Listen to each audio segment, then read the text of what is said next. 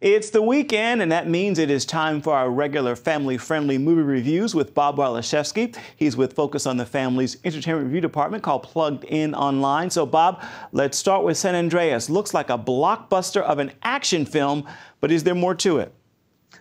Well, Dwayne Johnson in this actioner is CGI heavy and probably plot small. That said, for a disaster film, I think it delivers what it's supposed to do. You know, a feel-good ending, and we rescued the family members, and that's pretty much what happens in this film.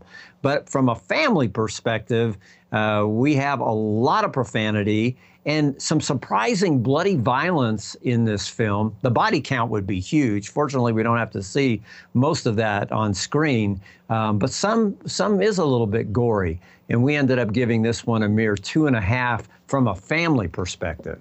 All right, well, there is a new romantic drama out. It's got an all-star cast, talking Bradley Cooper, Rachel McAdams, Emma Stone, Bill Murray. What did you think of Aloha? You know, let me just talk from an entertainment standpoint first.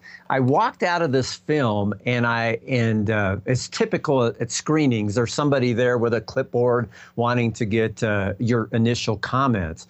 And I said something like, I don't think this film is going to do very well at the box office. So I'm going to say, and the reason why is because even from an entertainment point of view, it seemed unsatisfying. Now, of course, like you said, Ephraim, it's got star power like crazy. So I know the budget must have been huge just to hire all that cast. Essentially, Bradley Cooper is a civilian contractor. He returns to Oahu. He's been there before. He's got a flame there.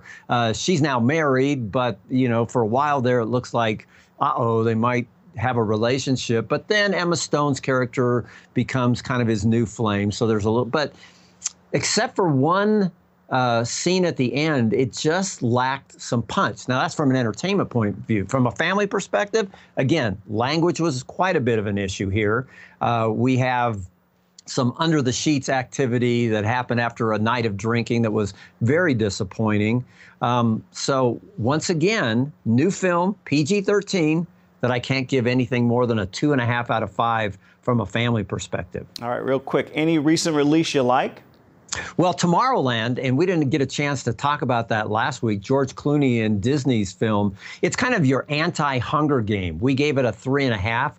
It's not a perfect film, had some mild profanity in it, but it just had more of a feel-good, futuristic look, and we rated it relatively high for families. All right, at least that one for the weekend. Thank you, Bob.